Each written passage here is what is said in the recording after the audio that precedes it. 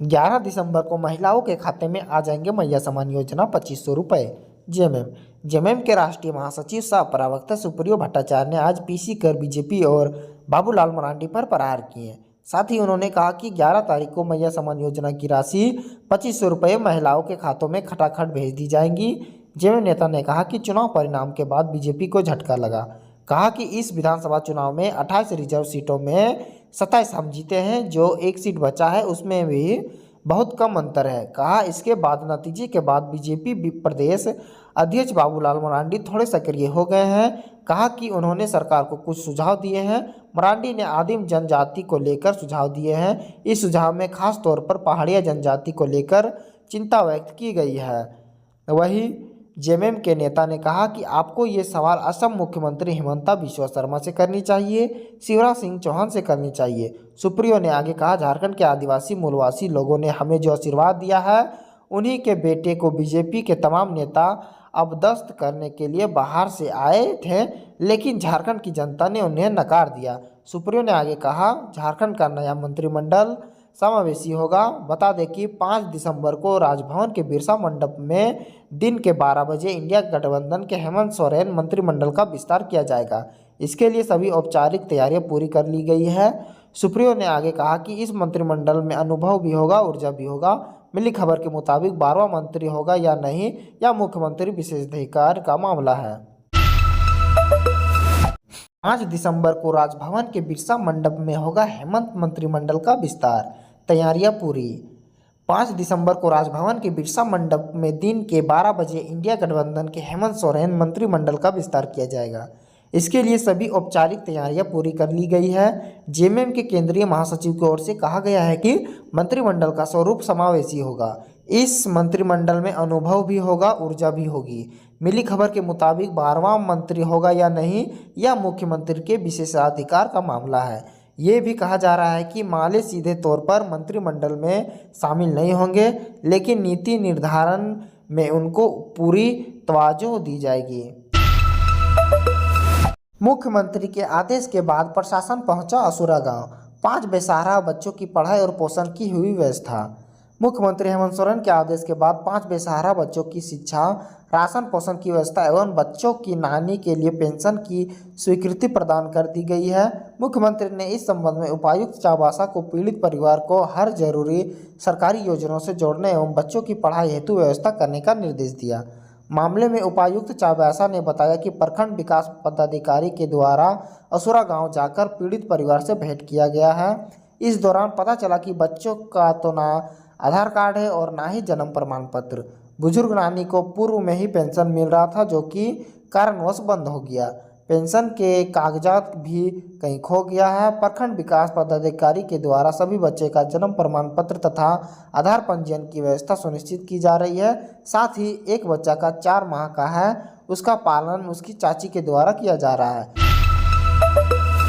मुख्यमंत्री हेमंत सोरेन और कल्पना सोरेन ने किया सीमाटोली फ्लाईओवर का निरीक्षण।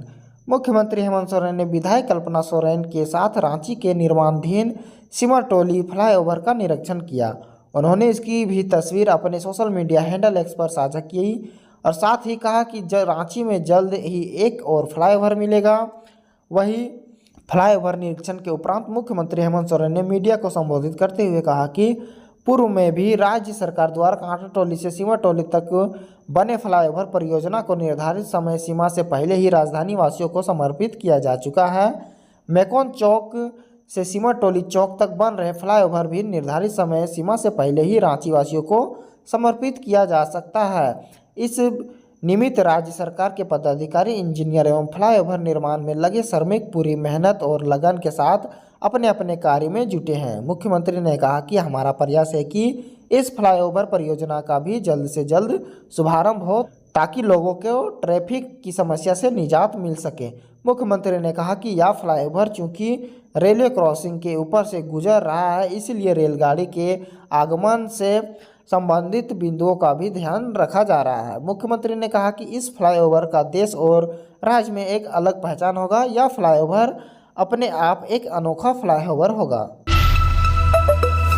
झारखंड में पड़ने वाली कड़ाके की ठंड, जाने कल कैसा रहेगा मौसम का मिजाज।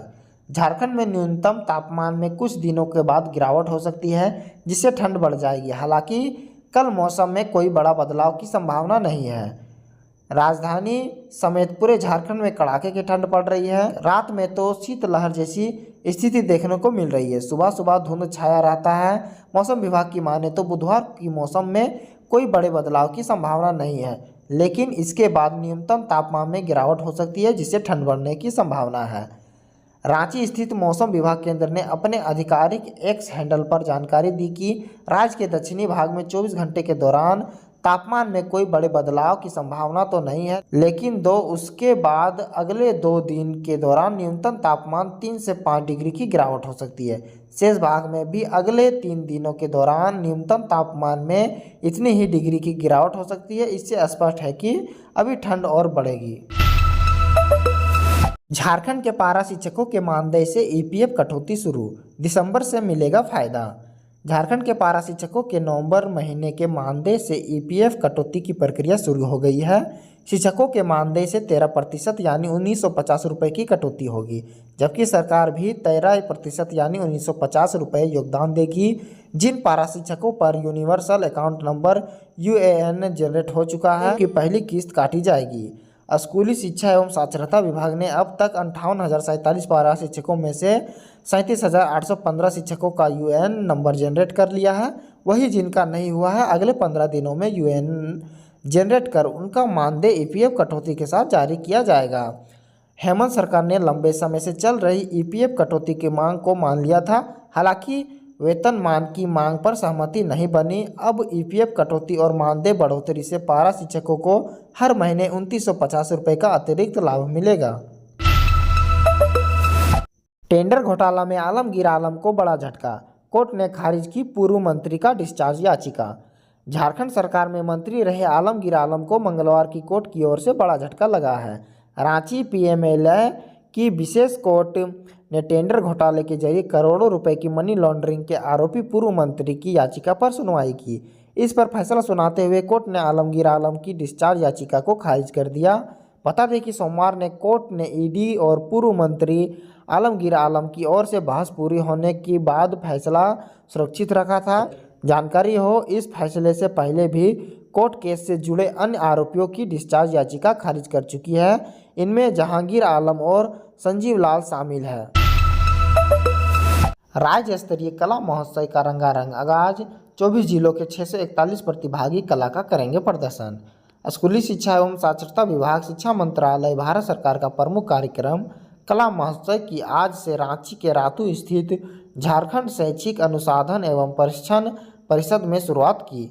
माध्यमिक स्तर के विद्यार्थी की कलात्मक प्रतिभा को प्रोत्साहित करने के लिए आज से 2 दिनों तक चलने वाला कला महोत्सव के उद्घाटन समारोह में मुख्य अतिथि के रूप में राज्य शिक्षा परियोजना निदेशक शशि रंजन मौजूद रहे। उद्घाटन कार्यक्रम के मुख्य अतिथि के अलावा पद्म मधु मंसूरी, हंसमुख राज्य कार्यक्रम पदाधिकारी धीरसेन सोरेंग, JCIRT के उप निदेशक प्रदीप चौबे, SDEO नवीन बारा विशिष्ट अतिथि के रूप में शामिल हुए। उद्घाटन कार्यक्रम की शुरुआत गिरिडीह की छात्रों द्वारा मन की वीणा संगीत के साथ की गई। छात्राओं की मनमोहक प्रस्तुति के बाद पद्म मधु मंसूरी ने झारखंड का कोरा गीत प्रस्तुत कर सभा को साम दिया। वही उद्घाटन कार्यक्रम को संबोधित करते हुए पद्म पुरस्कार से सम्मानित मधु मंसूरी ने आज कहा कि कल शराब पीकर कला का प्रदर्शन करना एवं फैशन बन गया है। यह न केवल कला संस्कृति का बल्कि भारत भूमि का भी अपमान है। उन्होंने कहा कि कला के प्रदर्शन और सीखने के में व्यस्त रहना हमें स्वस्थ जीवन और सुख देता है। हमें कला संस्कृति को प्रोत्साहित करना चाहिए, ना कि कला संस्कृति के नाम को लेकर कृतियों की संगीत में आना चाहिए। गढ़वा में नवनिर्वाचित जेएमएम विधायक के काफिले की गाड़ियां आपस में टकराई, 3 बुरी तरह से क्षतिग्रस्त। झारखंड के गढ़वा जिले में जेएमएम के नवनिर्वाचित विधायक अनंत प्रताप देव के काफिले में शामिल गाड़ियां आपस में टकरा गई। इस घटना में 3 गाड़ियां बुरी तरह से क्षतिग्रस्त हो गई। यह हादसा भवनाथपुर श्री बंशीधर नगर मुख्य पथ पर वन डिपो के पास हुआ। वही दुर्घटना के समय गाड़ी पर सवार लोग बाल बाल बच गए। मिली जानकारी के अनुसार दुर्घटना के वक्त गढ़वा जिले के भवनाथपुर विधानसभा क्षेत्र से नवनिर्वाचित विधायक अनंत प्रताप देव बाबा वसुंधरा मंदिर और केतार मां भगवती का आशीर्वाद लेने जा रहे थे। इसी दौरान केतार जाने के क्रम में विधायक के काफिले की गाड़ियां आपस में टकरा गई। हालांकि इससे बड़ा हादसा हो सकता था जो टल गया। यह काफिला तेज गति से केतार जाने के लिए गुजर रहा था, तभी अचानक एक गाड़ी का संतुलन बिगड़ा। इससे पीछे से आ रही अन्य गाड़ियां भी आपस में टकरा गई और हादसा हो गया। रांची डीसी की ओर से जारी व्हाट्सएप नंबर पर 24 घंटे में 281 शिकायतें मिली, तेजी से किया जाए समाधान। उपायुक्त मंजुनाथ भजंत्री ने आज समाहरणालय स्थित प्रकोष्ठ में बैठक कर व्हाट्सएप नंबर में प्राप्त शिकायतों के संबंध में जानकारी ली।